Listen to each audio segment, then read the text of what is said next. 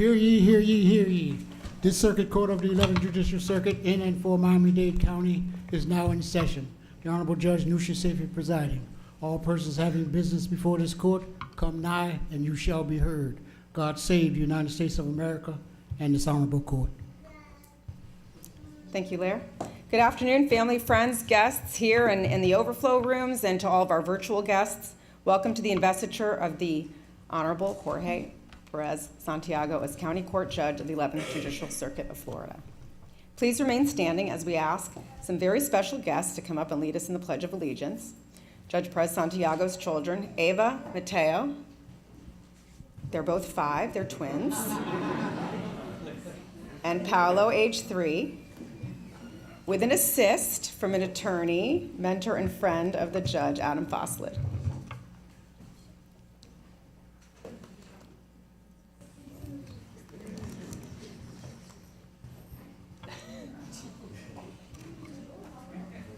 It's okay, Paolo.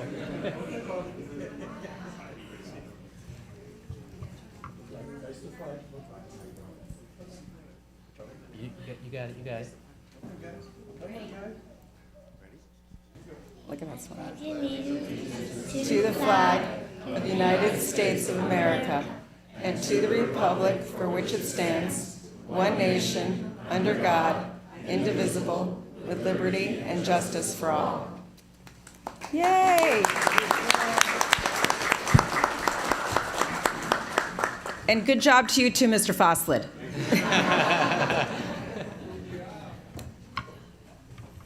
As we continue to remain standing, please welcome Father Guillermo Garcia Tuñon, also known as Father Willie, President of Belen Jesuit Preparatory School, for the invocation.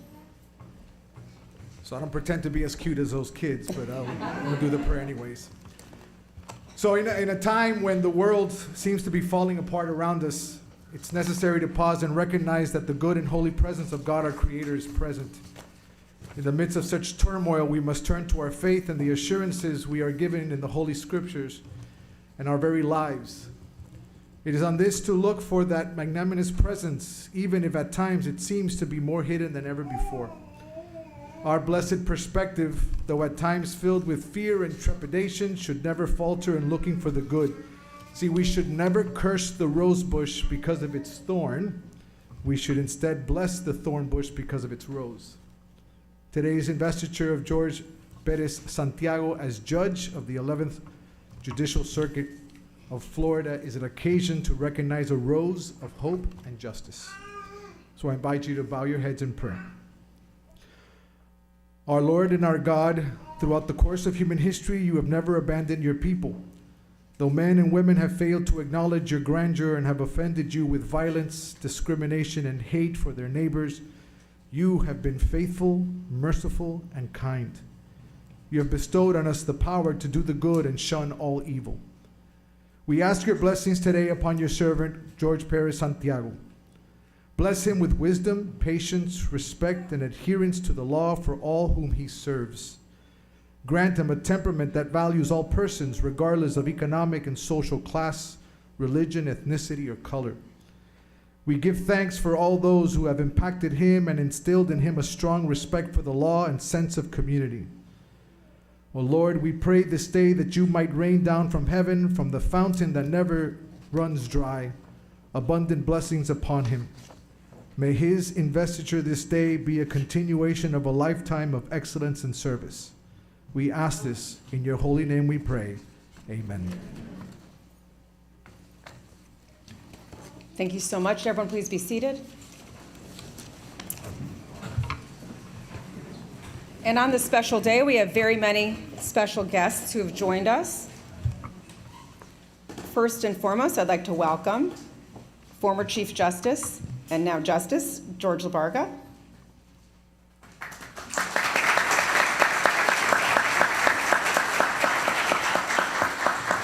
Justice Labarga, they would have clapped faster, but they're told all the time not to clap until the end.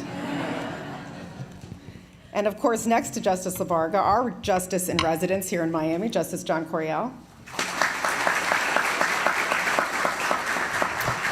And from the 3rd District Court of Appeal, but also an alum of our county and circuit bench, Alex Boker.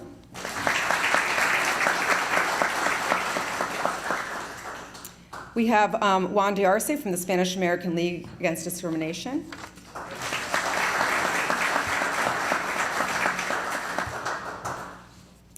Representing the Coral Gables Bar Association, we have Alberto Papo Manrara.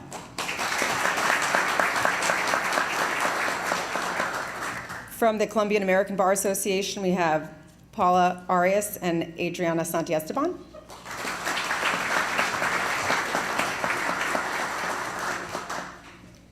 There are about 1 million people here from Cabo, so everyone buckle in for these intros. Miriam Soler Ramos, immediate past president, also past attorney with the city of Coral Gables. Tomas Gamba, former president. You can clap. Javi Lopez, past president. Leslie Mendoza, executive director of Cabo Pro Bono. Let's give Leslie a hand. It says George Piedra, but I call him Georgie Piedra. Georgie Piedra's here, past president. He's also here wearing another hat, Board of Governors for the Florida Bar. And I thought I saw someone else here from PUP. And Jordy Martinez-Sid, also representing CABA. A bunch of those guys are also representing Belen. We'll get to that in a few minutes.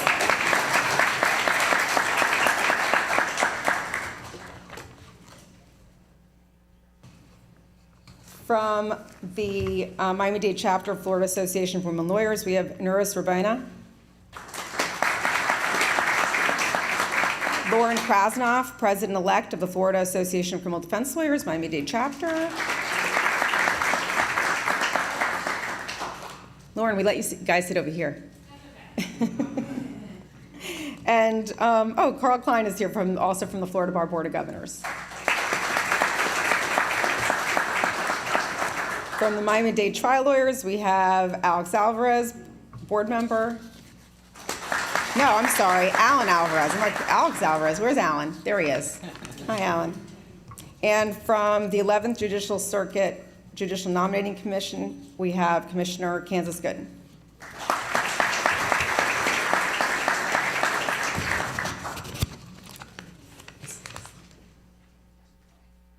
Former U.S. Attorney Jeff Sloman.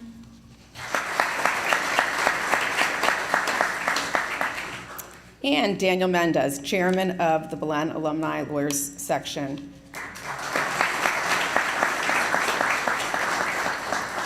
I think Danny also represents CABA, right? Yeah. And he also happens to be the kid of a judge, so we're going to throw that out there too. And I see Tony Castro out there, also past president of CABA, and one of the first prosecutors I practiced against, so welcome, Tony. Okay, wait, we're not done yet. All right, we also have members of our court family here. On behalf of Public Defender Carlos Martinez, we have Natalie Soler. On behalf of our State Attorney Catherine Fernandez-Rundle, we have Howard Rosen. On behalf of Regional Counsel, we have Annette Gomez. And we have our Clerk of Courts, Juan Fernandez-Barquin. And last but certainly not least, supporting our day-to-day operations with their expertise and wisdom. Honestly, I can't say enough. It's been a week where I realize more than ever how much our justice system relies on the people that support us. We have 600 members of the administrative office of the courts, and it takes 600 people, a lot of work, a lot of effort to keep 123 judges going. And representing them, we have Deputy Trial Court Administrator Sandy Garcia, and our General Counsel, Pat Gladson. And thank you, as always, to Eunice Ziegler and our Public Information Officer, and Matt Bodfield, our Deputy Public Information Officer, and my bailiff, Larry Chester.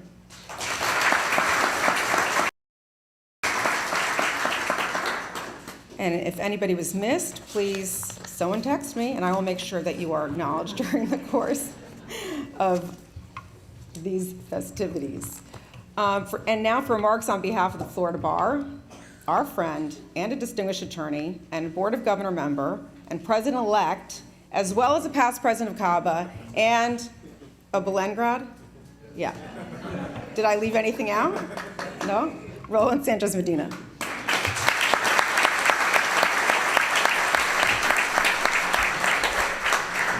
May it please the court, Chief Judge Safey, Justice Curiel, Justice LaBarga, all the other members of the judiciary, Judge Perez Santiago, all of his family and friends. By the way, I wish someone had told me my bosses are going to be here. I would have maybe prepared a little longer, got here a little bit earlier. Next time, fill me in, okay, please. I'm here on behalf of the Florida Bar. Greetings from Scott Westheimer, who's the president of the Florida Bar. He couldn't be here today, but this is my honor and my pleasure to be here and to speak on behalf of the Florida Bar and our 112,000 members. Now, I also have I'm fortunate I have a personal connection, a friendship and relationship with, I'm just going to say George, because if it's Perez Santiago, I'm going to go over the 3 minutes that I've been allocated. I've known George for 15 years. Frankly, I still remember It was more or less around the time when I was president of CABA that he, same time as Yada did as well too, more or less same time. And they, it was easy to notice that both of them were up-and-coming superstars. But as impressive as he was, I frankly didn't know enough about his backstory. And it's the quintessential Miami Cuban American success story. I learned from his brother that his father started working in Miami.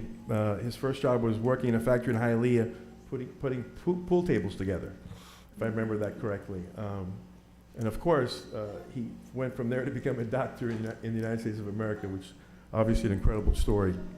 And his brother also sheepishly admits to me that even though he's the older brother,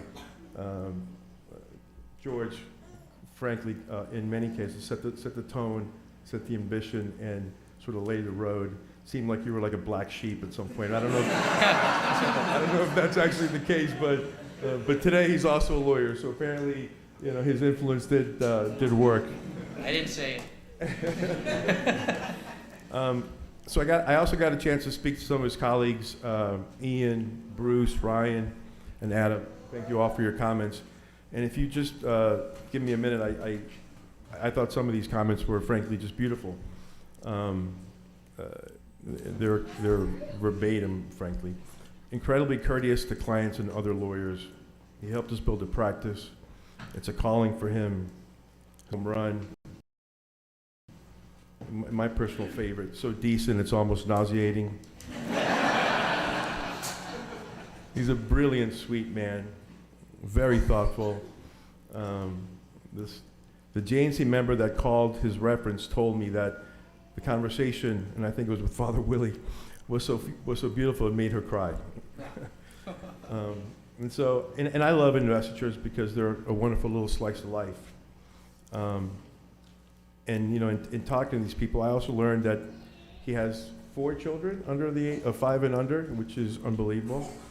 On top of everything else. But what I tell my children as I'm trying to raise them, is that you want to say that good things happen to good people, right? And unfortunately in life, that's not always the case. But today, this momentous occasion corroborates everything that I've been telling them since they've been little. Today's also a little bit more special for me because of the fact that, and you mentioned Judge Safey, George is also a graduate of Belen Jesuit Prep. And one of the things that, when you go through this fantastic high school, it graduates men to young boys to be a man for others. And George has already demonstrated that in his short amount of time. In closing, I know Judge George will excel on the bench. And while I don't want to encumber you with things as trivial as expectations and the future, the thought is that this is a start of a very, very successful career in the bench. Thank you. Congratulations, Judge. And listen, thank you for allowing me to be a part of today. This is really an honor and a pleasure. Godspeed to you. Thank you very much.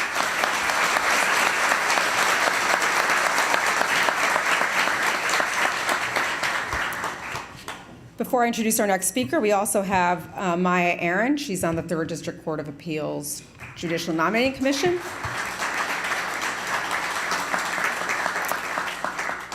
And hold on. And we also have Yaniv Adar, former president of the Federal Bar Association.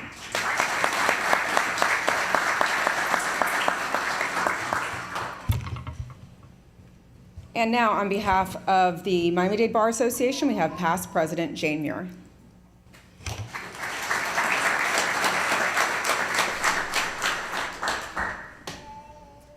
I was also on the CABA Briefs Committee with Yara and George.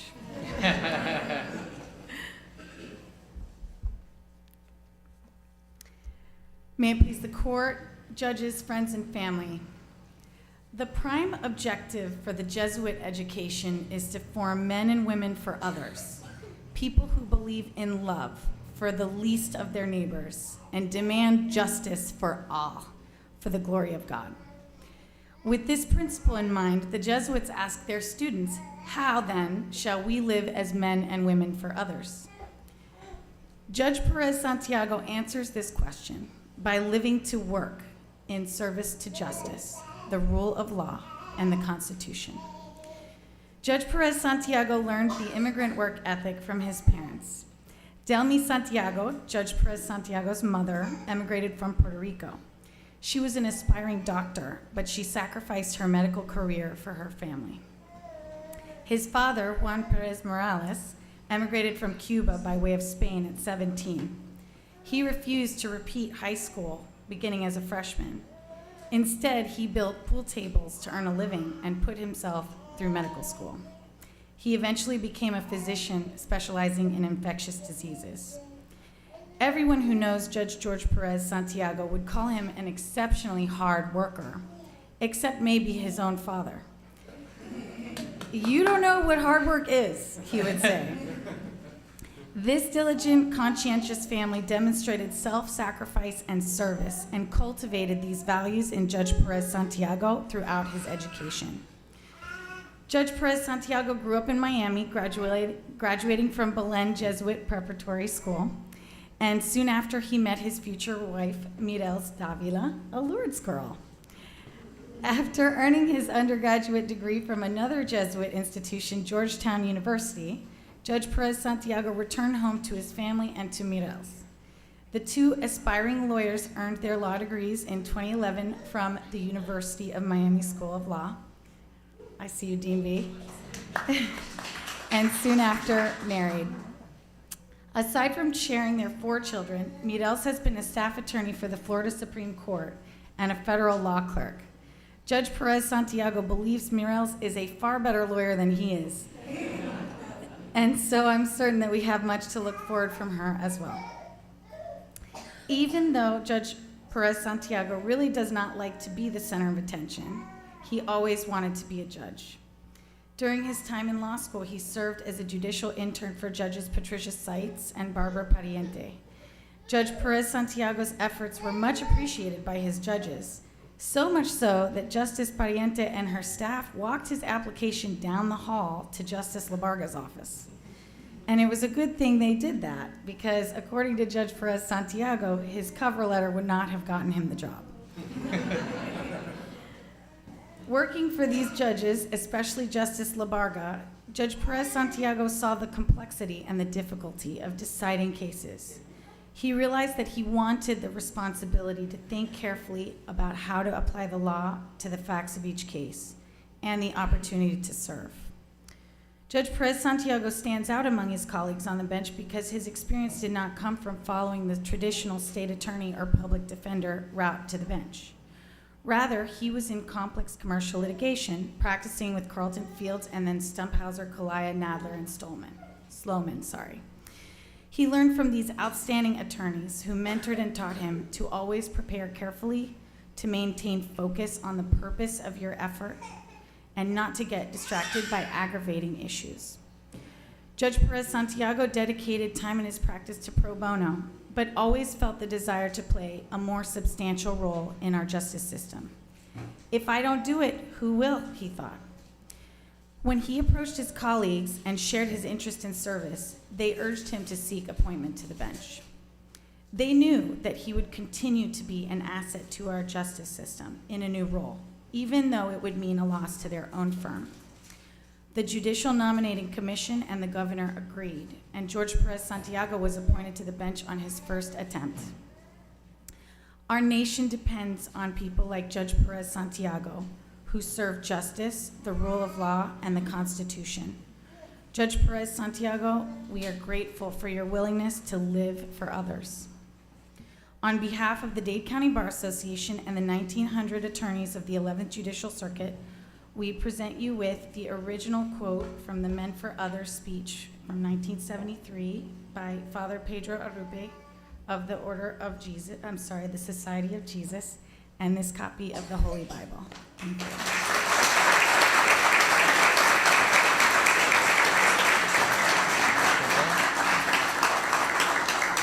I don't know what to do.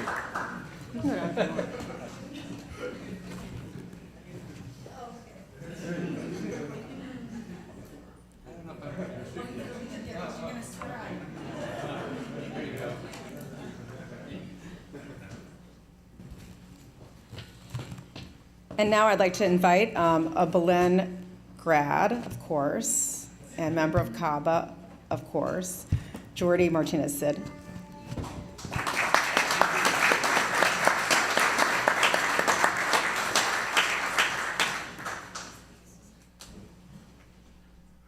I will keep it under 2 minutes, as most of the things I know about His Honor are not fit for a courtroom. Wow. So good afternoon, everyone. My name is Jorge Martinez Sid. I've been given the honor of speaking today because I serve on the board of the Cuban American Bar Association, because I have known Judge Perez Santiago since middle school, back when he was just Jorge Perez, and because I'm one of the few people who can compete with his super cool hyphenated last name. Despite not having appeared before him, I know Judge Perez Santiago will do an amazing job on the bench. As a friend, I know him to be caring and empathetic. As a CABA member, I knew him as a hard worker and somebody who put the group and the group's interests above his own. And as opposing counsel, I know him to be reasonable and objective.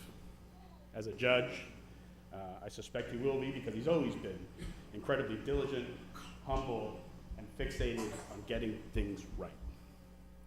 To illustrate the kind of exceptional person Judge Perez Santiago is, back when we were on opposite sides of the V, he actually admitted to me that my argument was correct.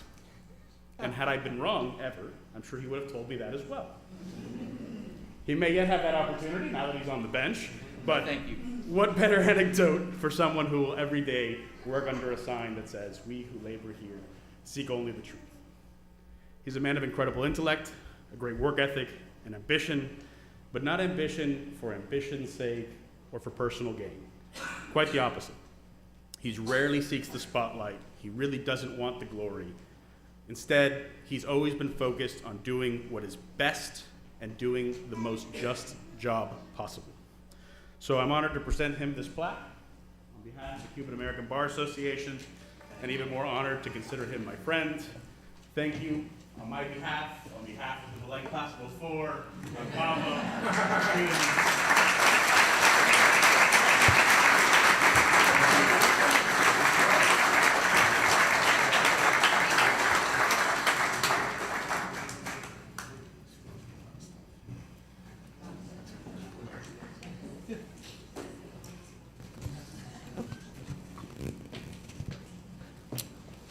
And Judge Perez Santiago, to add to your collection of swag, we have a beautiful plaque from the Miami-Dade chapter of the Florida Association for Women Lawyers. We have from the Spanish American League Against Discrimination, another plaque, and we have your desk plate, which I know you've been waiting for a long time, because all the other judges had one. You didn't have yours yet. And this is from the Conference of County Court Judges, and I believe Alan Alvarez is also going to come up here and give you something that we all have, but does anyone use it? I don't know. We all need one, though. Well, we're hoping you will. Your Honor, this is a gift from the fine men and women from the Miami-Dade Trial Lawyers Association. Everyone's been asking me for it. Yeah.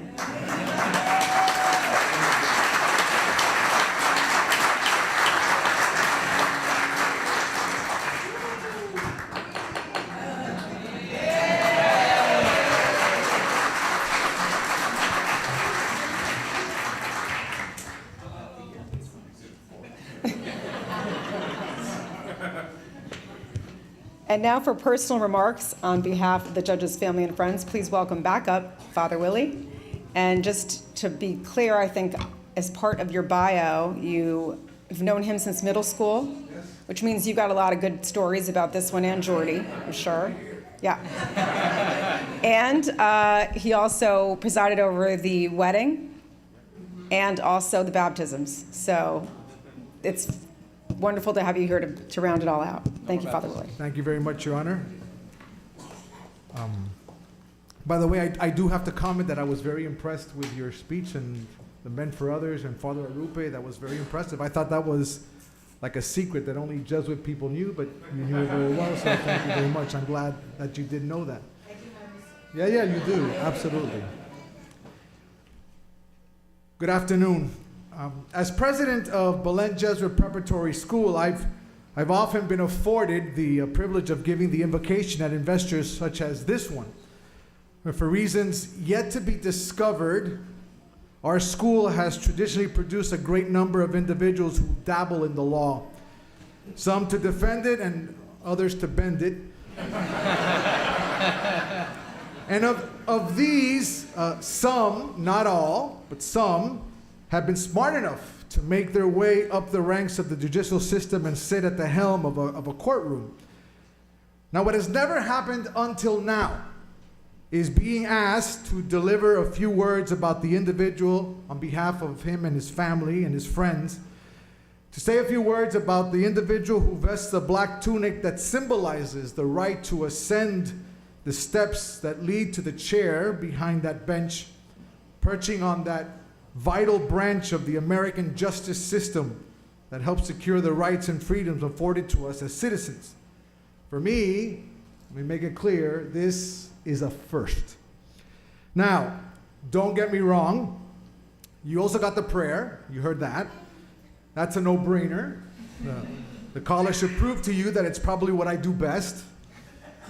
My golf game's a little better, but I do that too. Now, it's just that now you will have to endure a little more of my clerical presence to hear what I have to say about the Honorable Jorge Perez Santiago. So I'm not going to lie to you. I don't know exactly why I was chosen to speak. When George asked me, I was actually a little surprised. And I said, yeah, I'll do the prayer. He goes, no, but I also want you to do the remarks on behalf of family and friends. And I was like, really surprised about that. I mean, sure, Jorge Perez was a student of mine at Belen Jesuit about 20 years ago. I was a young priest, and I was asked to teach philosophy to seniors and direct them spiritually through some of the most tumultuous years of any human being's life. Yes, they were painstaking years, where I got a chance to see him and his classmates walk in school as innocent children and slowly but surely grow into obnoxiously clever, moody, teenage know-it-alls. Now that I think of it, maybe that's why so many of them become lawyers. But remember, that was 20 years ago, and a lot has happened since then. So I'm going to tell you what I know about George. Well, I can tell you that he is happily married to Mirels Davila and has been for the last 12 years of his life. I know this because I was there on the day that he tied the knot at Epiphany Catholic Church. I was blessed to preside over what I have learned to appreciate as the most important moment in any person's life. The moment that they vow in the presence of family, and most importantly in the presence of God, to spend the rest of their lives together in sickness and in health, for richer or for poorer, till death do they part. I can also tell you that he's a great father to 4 beautiful young children. Now I know this because I was there to baptize each and every single one of them. I presided over the moment when on different occasions they brought their children to the church and asked to have them christened, promising to raise them in a faith that has sustained him and has enriched his life. I heard him, on those occasions, express his conviction in the virtues of faith, hope, and love, knowing that the greatest of these is definitely love, and that the source of those graceful virtues is God. I can tell you that he's a great brother and great brother-in-law to Mariana, to Juan Carlos. And I know this because I was there when his baby niece passed away and saw how much he supported his brother and sister-in-law during a very difficult time. You know, it was George who, as a caring brother, reached out to me to visit the hospital and help support and console in what was possibly one of the most challenging moments in their whole family's life. And I can tell you that he is a great friend. And I know this because I have been there at all the weddings, and the baptisms, and funerals of people that he knows and loves. I've been there to see him serve as best man or groomsman, as godfather and pallbearer. Now, how is he as a lawyer? I don't know. I wasn't there for that.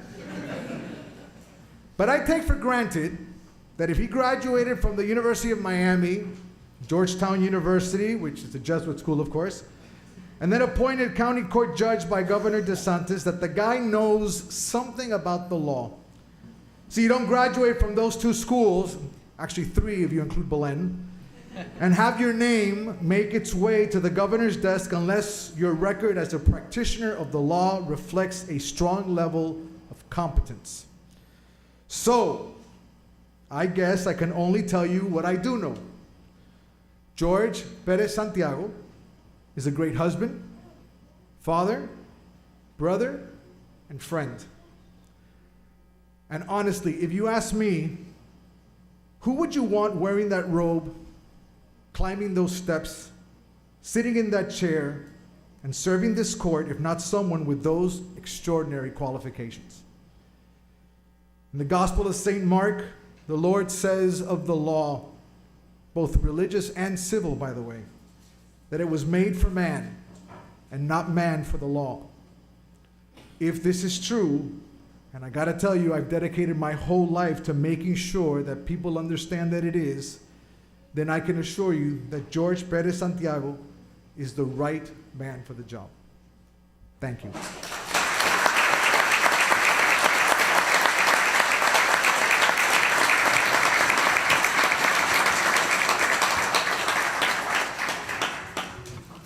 Is it me, or does anyone else want to ask Father Willie in this room full of Belen grads who his favorite is? He's not here right now. That's a good answer. Before I present the next speaker, I also want to make an announcement that we have a VIP, also from Cava, President-elect Javi Lesoto, who is watching us virtually. Hello, Javi. But Javi did not go to Belen. All right, and now for further personal remarks on behalf of the judge's family and friends is Attorney Morels Davila. So this was wonderful, and it says a lot about Jorge, that he, we have him fill out a worksheet so that I can prepare my remarks for the investiture. And he made it a point of wanting his wife's credentials known. And he basically, it was like a long CV because I thought you were impressive, but I'm not so impressed anymore.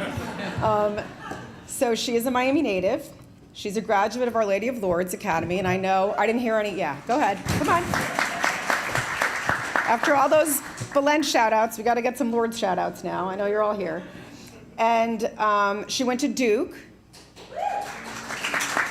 Now I went to Georgetown also, so back in the NCAA days where we were getting crushed often by Duke, so still impressive, and a UM law grad. Former law clerk at the first DCA, the Florida Supreme Court, and the U.S. District Court. And more importantly, you're the judge's wife and mother of the 4 kids. So please come on up.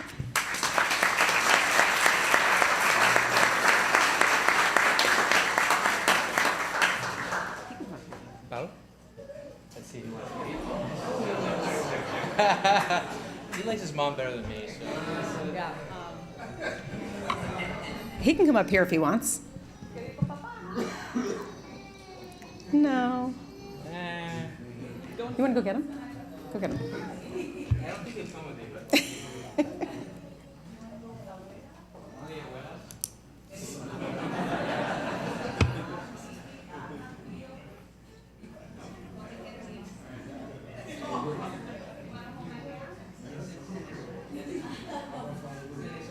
Will you stand right next to me? Perfect. Definitely didn't expect to just do this. Oh my goodness.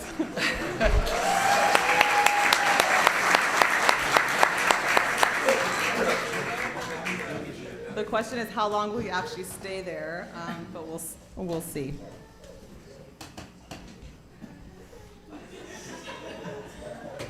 May it please the court, Chief Judge Safey, members of the judiciary, friends, family, and the Honorable Jorge Perez Santiago.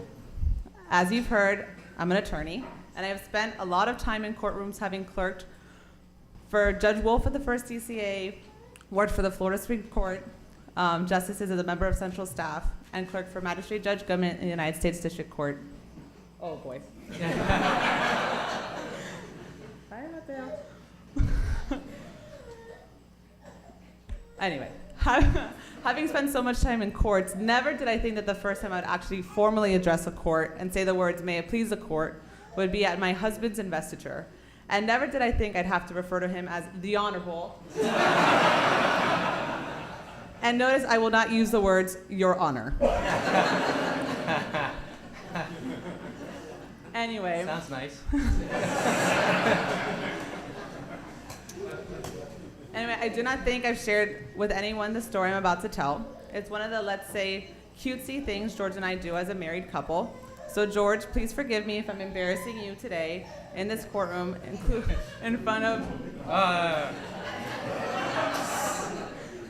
If the baby could walk over here. I love you guys. He's asking for it. The what? He's asking for I it. know, yeah. He's begging for it.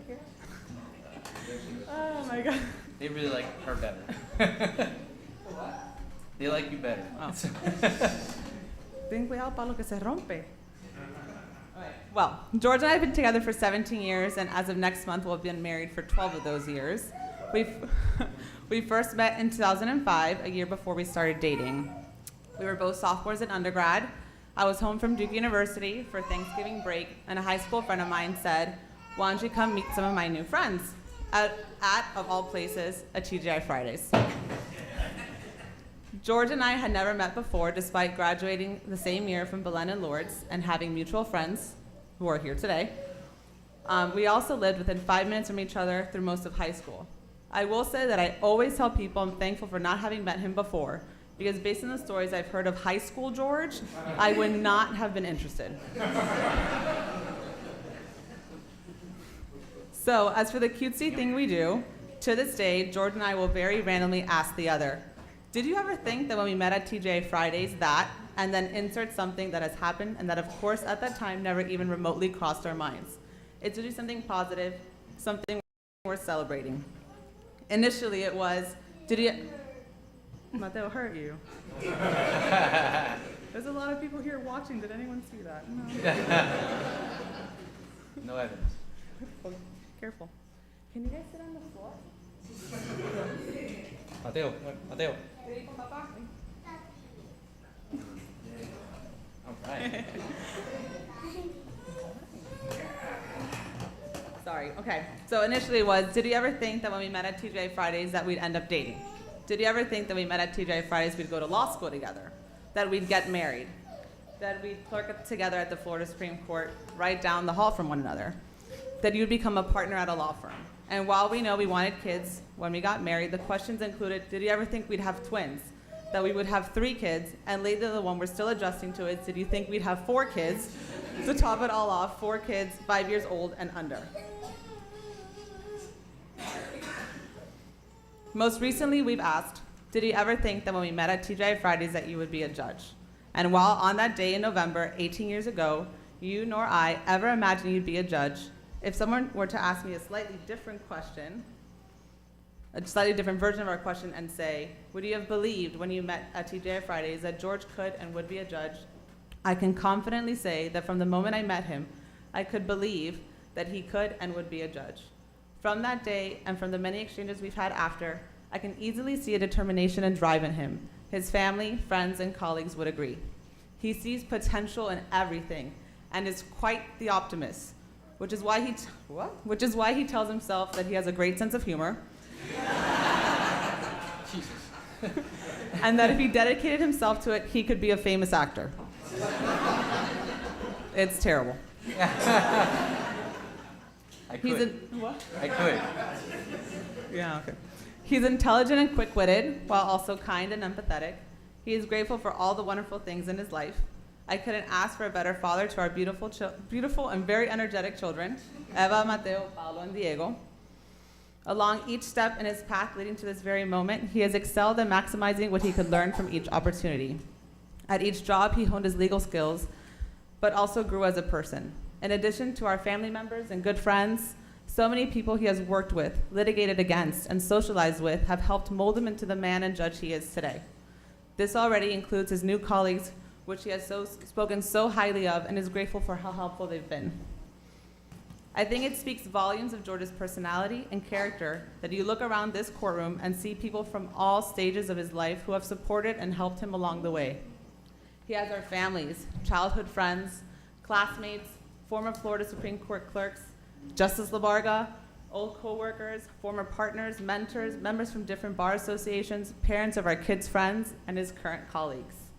The last thing I want to say is that George has enjoyed his different jobs as an attorney, but his enthusiasm has never reached this level until he became a judge. You absolutely love what you are doing, and it shows, and that makes me so happy. George, I'm thankful for meeting you that day in November. I love our beautiful family. It will be an amazing feeling for us to celebrate their milestones as we simultaneously share our own. I, along with the people in the courtroom supporting you today, believe you will continue to achieve. I greatly look forward to the days when we ask each other, did you ever think that when we met at TGI Fridays, and we can finish the question with your next major accomplishments? Thank you.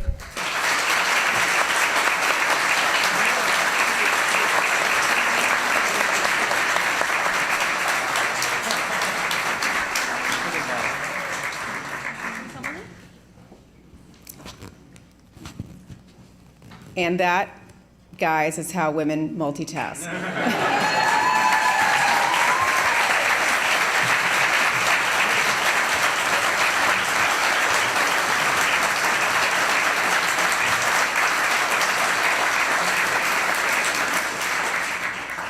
Yeah, I've got one. He just said, I've got one.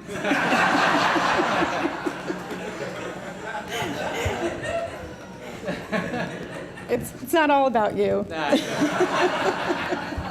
And now for the oath of office and robing, please, Justice Labarga, if you could join us down there at the podium. And I wanted to say this about Justice Labarga before. I'm going to say it now. He's not from here. He hails from the Northern Territories above the Dade border. But Justice Labarga has always been very much, I think, an honorary member of the 305, in part because you're Cuban American. He was Chief Justice for not one, but 2 terms. And I Googled this and found out that you were the first Chief Justice to serve 2 terms consecutively in over 100 years. So.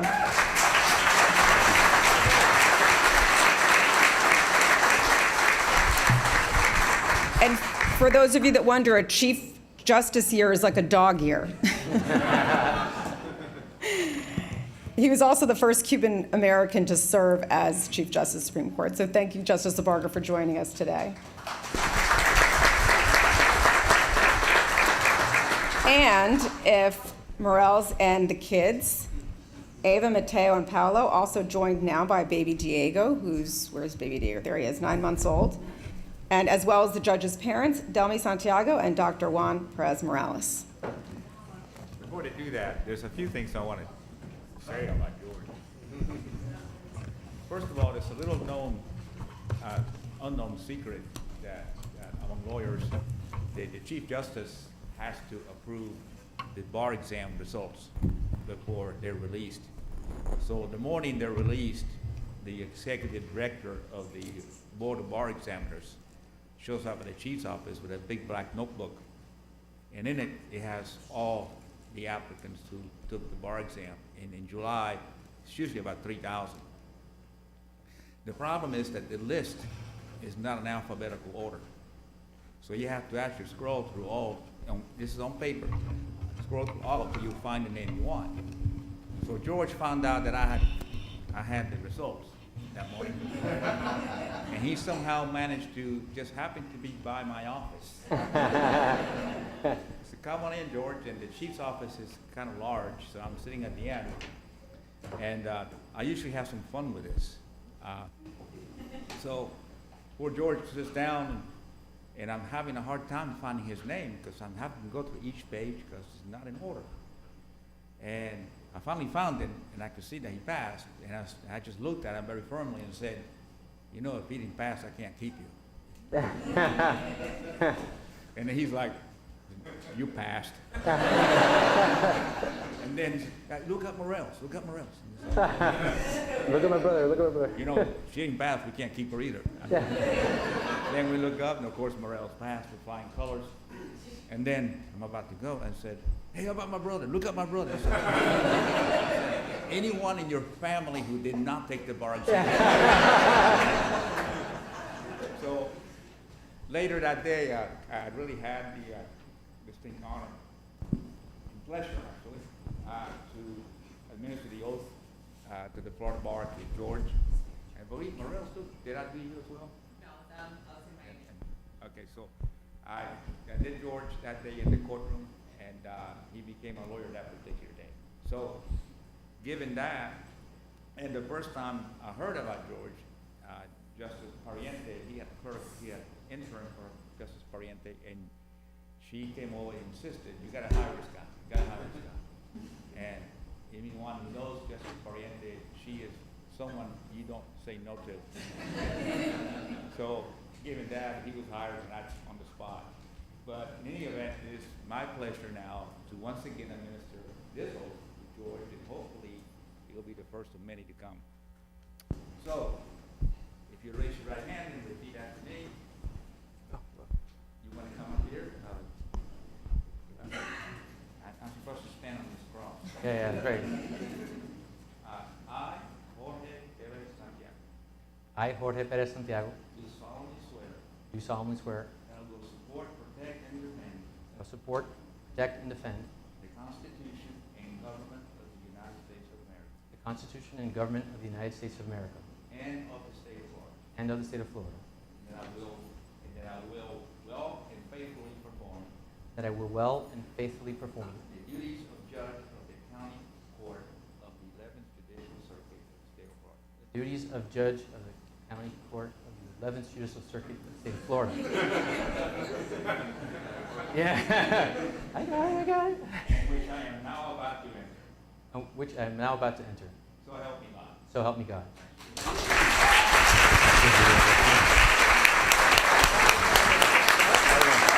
I think so. Is it on?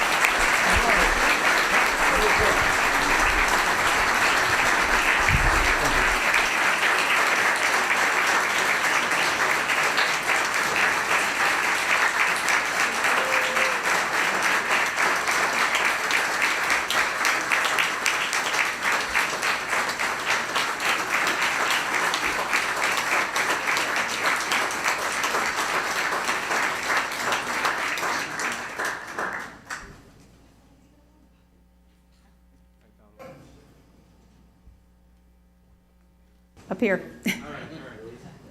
Everyone, please be seated. If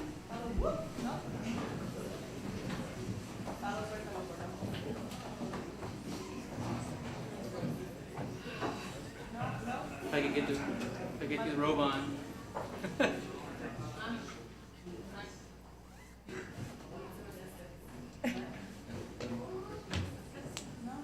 There's no more speakers down there.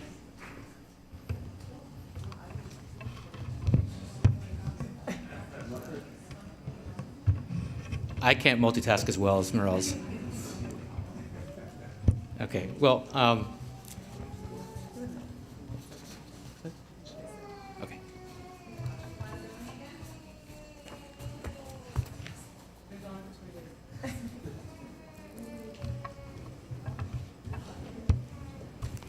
All the parents out there, let's make them feel better because we've all been there.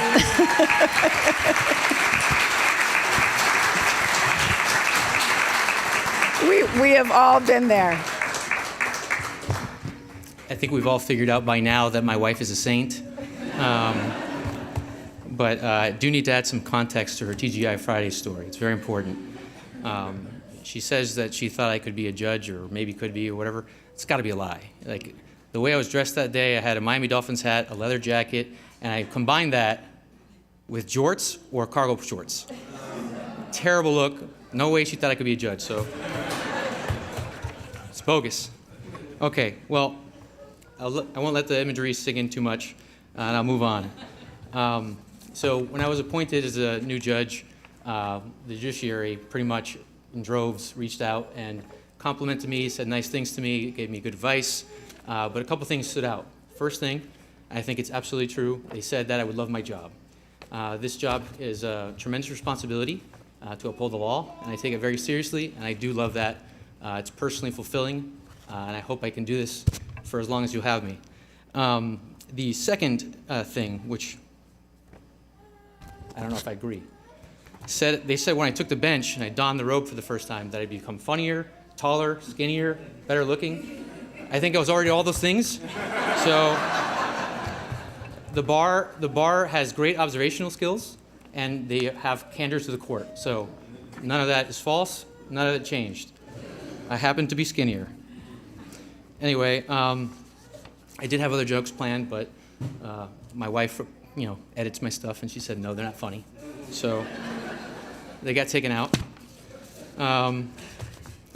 So being serious now for a moment, I want to thank so many people, so I'm sorry. Judge Barquette, a few other folks reached out and said brevity. That's all they said, nothing else. I don't even know if it was talking about the speech. They said brevity. So I apologize, but I have a lot of people to thank.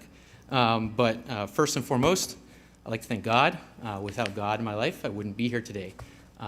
And again, I know Father Willie's not here right now. He had something to do, but he maybe watched this on YouTube sometime in the future. I know that's what I would do. Just Google my investiture speech and start looking at it. But Father Willie has been such a significant part of so many special moments in my life, celebrations, and he touched upon, he helped lift us from our knees through tragedy. So I really appreciate Father Willie, everything he's done for us and for the Belen community. This is my platform right now, so I'd like to just thank him for transforming Belen into what it is today. I have a lot of my former classmates here today. Jorge Martinez-Sid in particular is, not in particular, but he's there. Sorry, I misspoke. Judge Arisis.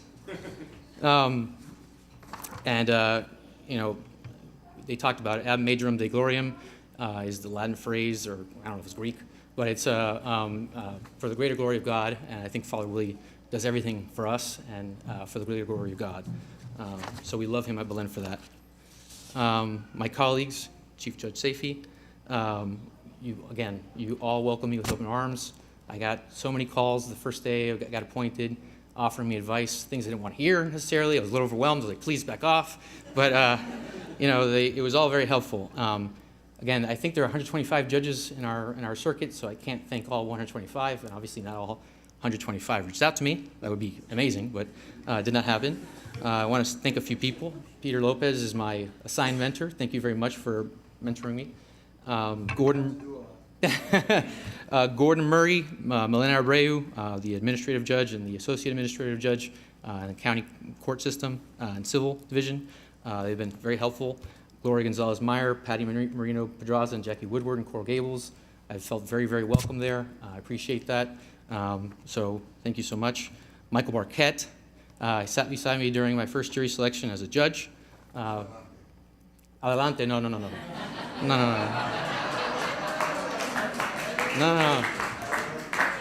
No, sir. But I will say, everything negative they've said about Columbus graduates is a lie. Yeah. Laura Gonzalez Marquez and Javier Enriquez, you two answer every, quite frankly, annoying question I have. What should I wear? Things like that for every event I go to. So I appreciate how much you've reached out and helped me along the way. Ariana Fajardo-Orshan and Gina Benavides, and third DCA Judge Alex Boker, my figurative Sherpas through this journey I'm on. Thank you so much for guiding me. Yara Lorenzo Clucas, thank you for having your investiture first and laying a roadmap for me, so I appreciate that. And again, you're going through this experience with me. I couldn't do it with anybody better than that, so thank you so much. To my incredible staff, Carmen Hernandez, who's my work mom. She nags me about what I eat, which is, I don't even let my mom do that, so it's, I won't eat plantain chips, I promise. It won't be my meal replacement. Eduardo Cambo, who's my work dad essentially, can't stop giving me impromptu self-defense lessons. He tells me how to reach around the corner with a gun if I'm ever the home intruder. I'm like, I'll never use this, but thank you. I'll probably just run. So I thank you so much. Michelle Gonzalez, technically a clerk for Clerk of the Court Juan Fernandez Barquin, who is also a Belen graduate. So thank you, everyone. Look at that. Not Columbus. Michelle is super organized and incredibly efficient. Thank you for taking care of me and working tirelessly to serve your community.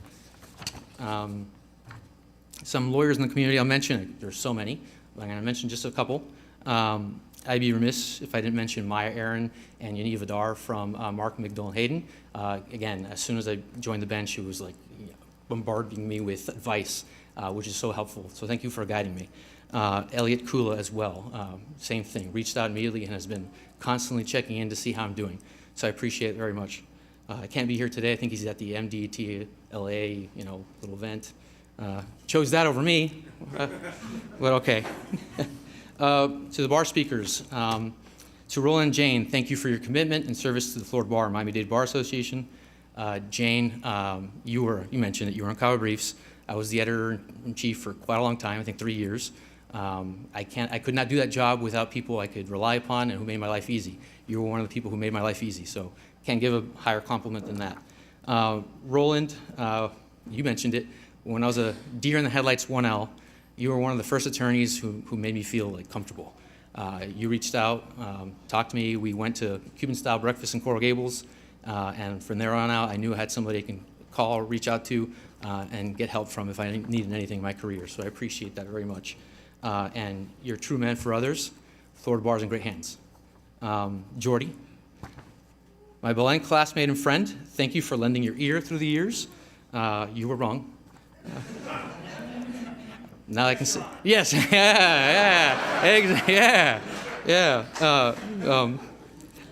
again, this next part's perfect, and for finding humor and everything. Thank you very much. Proud to be your Belen brother, and I know Martinez Sid Law is already among the elite firms in the community, so thank you for your service. Right, got an extra page, I almost missed this one. To the people who got me here, I'm forever grateful to Governor DeSantis, Ryan Newman, Mayor Pardo, and the members of the 11th Circuit Judicial Nominating Commission for trusting me with this great responsibility. I mentioned it earlier, this is a great job. I'm so thankful that they thought I was fit to do it. And I hope to make them proud of me as I continue through my career. I also wouldn't be here standing before you today without the incredible efforts of other people in the community, family, friends, colleagues, and mentors. First and foremost, I'll start with a person who launched my career, Justice Labarga. Thank you so much. I was about to start a career in a line of work I didn't want to do because at the time that's just how things were. I graduated in 2011, so it was a little bit, through the bad economy. And Labarga plucked me out and gave me a job as a clerk. And basically every single time I submit a resume anywhere I go, first thing they do, they stop looking once they see Labarga. So it's been very helpful to my career. Thank you so much. I view you as a huge role model to the way I'm as an employer. I think everyone in Coral Gables can attest to this. I walk around from chambers to chambers, joking around, and that's what Justice Labarga was like. And he was very kind to his staff. I was just married. I think, first year's always rough in marriage. Thankful that he was my boss that first year. So I think,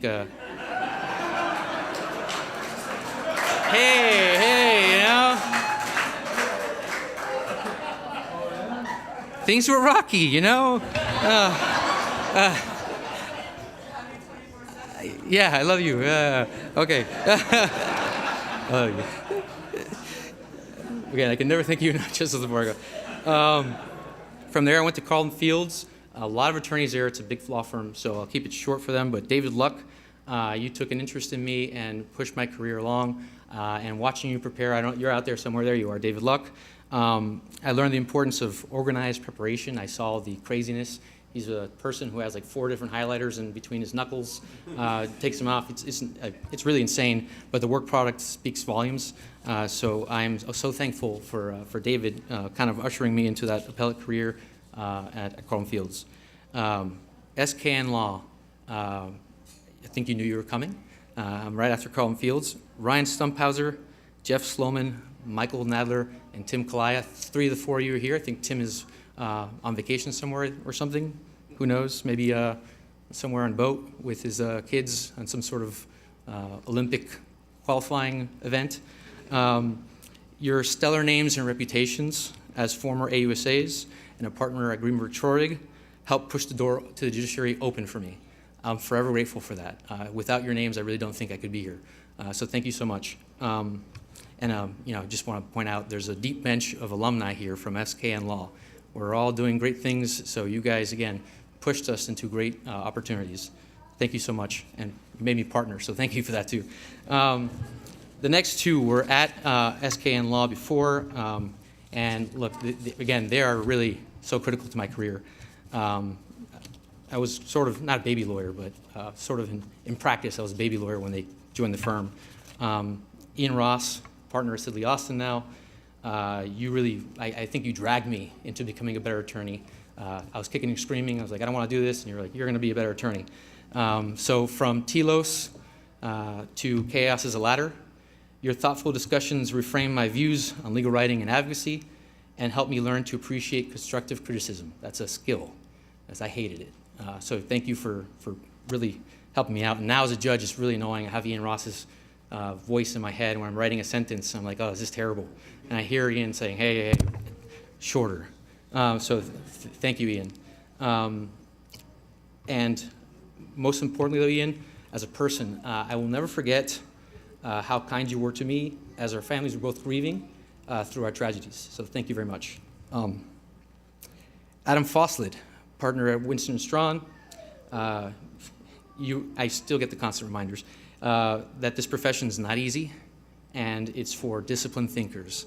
That was like beat into my brain. It was helpful to observe your deliberations. I saw your thought process, how it worked. You shared those moments with me. You weren't locked in a room, like away from me, having all your brain sessions. So I appreciate that. And I really saw how it reflected in your work product. And on top of that, you boosted my confidence and gave me the courage to apply for this county court vacancy. I'm most definitely not here without your guidance and support. I stand very much on your shoulders, Adam. Thank you so much. The Cuban American Bar Association, 100 of you here. I'm half Cuban and half Puerto Rican, so I've always understood your mission. I'm looking forward to celebrating CABA's leadership. This is the 50th year, the golden year. El Año del Oro, I think, is what the little disc says, Javier Soto's social media campaign. It's hard to believe that a generation ago, someone like CABA past president Jose Pepe Villalobos, who once said his greatest satisfaction was to be a free man, that's simple, had to work so hard to earn the right to practice law in Florida after fleeing Cuba. I, on the other hand, am one of many, many judges of Cuban American descent in South Florida's judiciary, and it's certainly not lost on me that I ride the coattails of trailblazers like Mario Goderich, Osvaldo Soto, Manuel Crespo, Frank Angones, Kathy Fernandez-Rendell, and many, many more. There are too many to name.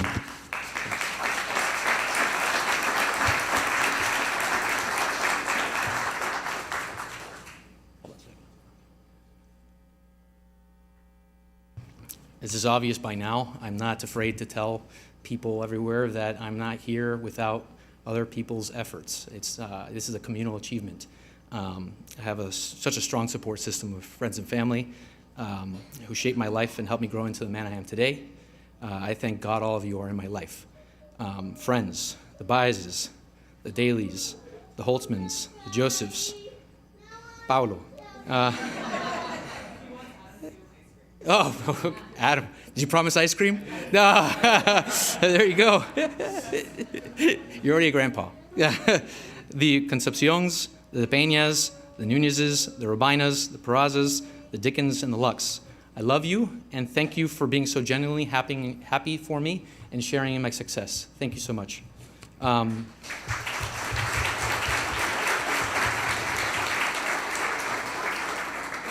My family, I'm going to start with kind of the brothers and in-laws a little bit, so I'll trickle in little by little. So there's no order of priority. I love you all equally. So, Mariana, Jose, Mirti, and Mike, 3 of you are godparents to my children, so I think you know how revered you are in our house. And Mike, I didn't choose you, but I'm very glad Mirti did, because the alternative. Thank you for coming into our life, Mike. Mike Banklater, by the way, just in case. Mirta and Joe. Joe couldn't be here today because he's in the hospital. He's an anesthesiologist, so couldn't get out. I'm sure he wanted to be here. I don't like to miss a good opportunity to make fun of in-laws at any moment, but I've got to admit, they're pretty special people, so I appreciate their support for me over the years, and they're an amazing set of bonus parents. Importantly, not a lot of people know this, but I was considering transferring back from Georgetown University when I first got there. First semester, I was a Miami Cuban kid who went up there and thought the cold was just, whoa, no, I don't like this. And I was living in a basement, not a lot of sunlight, so I was like, I'm coming home. I went for the weakest link, went to my mother, and I was like, Mommy, please, I want to come back. And I told her a couple things about how I missed her food and things like that, and I warmed her heart. So then she did my bidding for my father. My dad was like, oh, reluctantly. He was willing to take me back. But my in-laws, different approaches, but my father-in-law is this like reasoned person, talks way too long about many things, including I asked for Morel's hand in marriage, and he took 5 hours to give me permission. He was like, I need to talk to Morel. I was like, that defeats the purpose. You can't talk to her before I propose. And so that's Joe Davila for you, Dr. Joe Davila. And Mirta, the other approach, efficient, sharp. People are going to think you're stupid, George. Don't come back.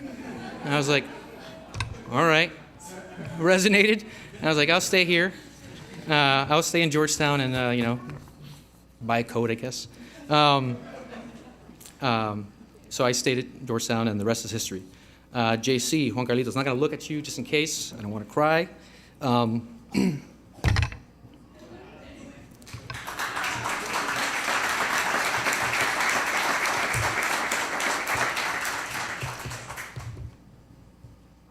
You are equal parts my first friend.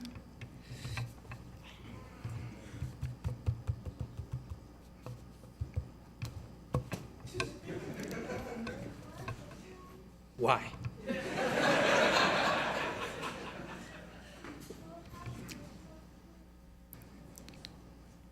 First person in my life who demanded precision, and first competitor.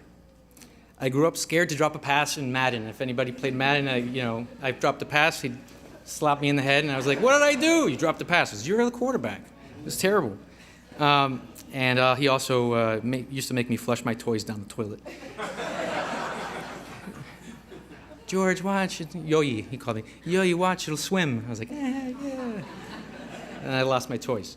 But we had great shared experiences together, and I'm thankful I had an older brother who made me tougher, always had my back, and is one of my biggest supporters. I think if anybody's on social media, he shares everything I post within seconds. I don't even know if he has just some sort of notification that my stuff comes out. He just sends it forward. My papa. To everyone out there, getting to know my parents will tell you a lot about me. You heard a little bit about my mother. Selfless, will do anything for family. I think she means it when she says it. She's like, I'll do anything. I really do think maybe even break the law. I won't condone that. But I think she'd do it. She sacrificed her medical career to be home with us and raise us. And she's gone through a lot, which I will never share, but she's gone through a lot. And she's done her best to shield her sons from it.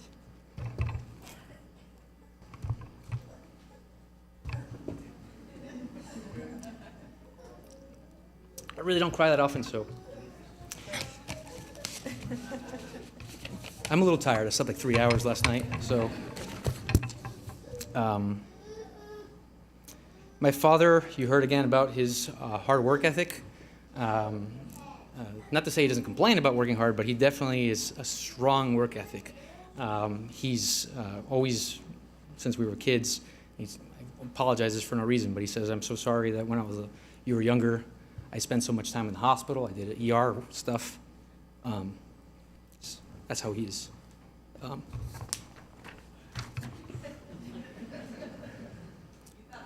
Cut the YouTube out.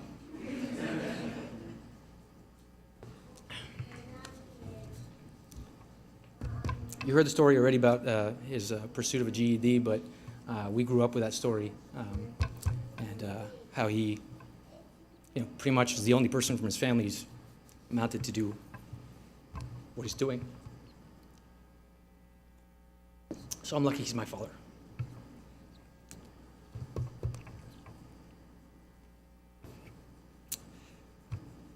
Most importantly, they've almost overwhelmed me with their love, and I've never lacked confidence because they made me believe the sky was the limit, and if I happened to fall reaching for the sky, they'd catch me.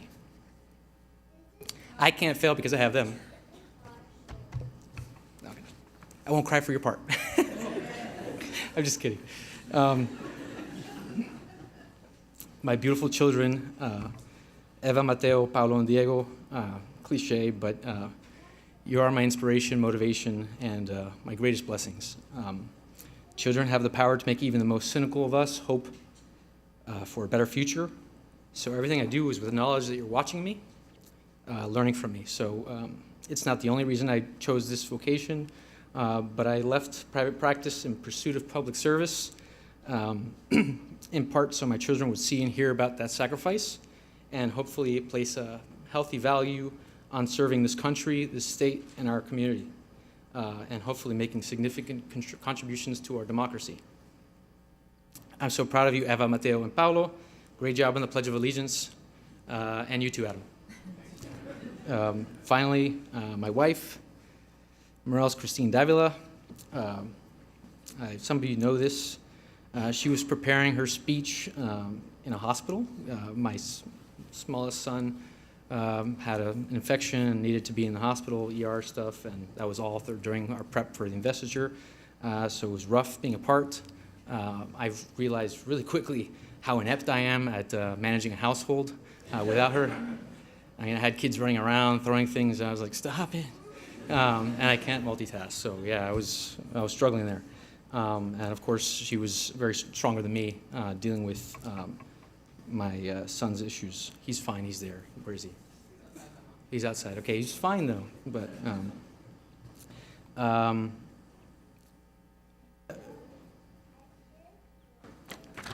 hold on.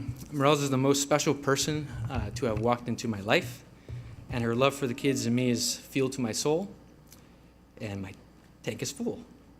This chaotic life we share together feels easy because I know I have her unyielding support at every turn, and we both live by the credo, lo importante es el otro. The other one is what's important. So we both very selfless, I think, in our marriage. I think that's very helpful. And every time I've achieved any accomplishment, she's somehow happier than my mother. She's the happiest person in the room, happier than me. She always has tears of joy streaming down her face. This appointment was no different. With no hesitation, she supported my decision to apply for this vacancy, even though she knew how much it would impact, finances, my personal freedoms, First Amendment rights, things of that nature. She said, go for it. She was cool with it. She probably a little bit too much with the last part. Again, with no hesitation, I got the call, called her first. I was at work, and tears streamed down her face when I got the news. So Morales, I'd marry you again and twice on Sunday if given the chance.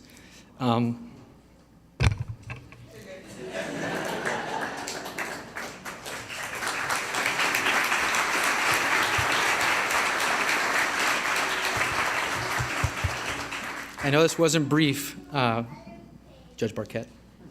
Brevity, this was not. I want to thank everyone for giving me this moment and patiently waiting for me to conclude my speech through the hunger pangs. I'm sure my kids are probably super hungry, and people out there see them in the face. I promise that I will be a humble servant for as long as this community will have me. I will keep the same temperament and passion for this position as I have today at this podium. And I will stay the same approachable, kind person I was before donning the robe, if only a little smarter, a little funnier, a little taller, and a little thinner now that I'm a judge. Thank you, and God bless.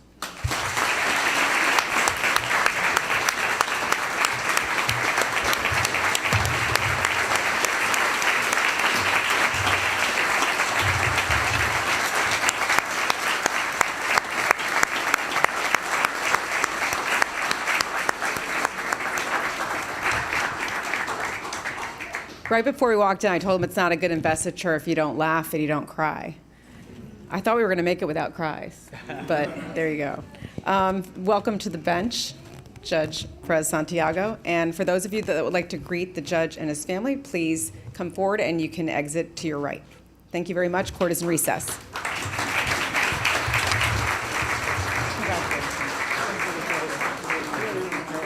Hold on, one photo op right here. Yeah, of course. Where do you want us, Matt?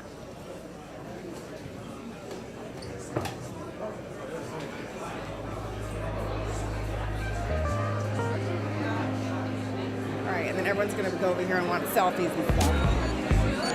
Can I go here?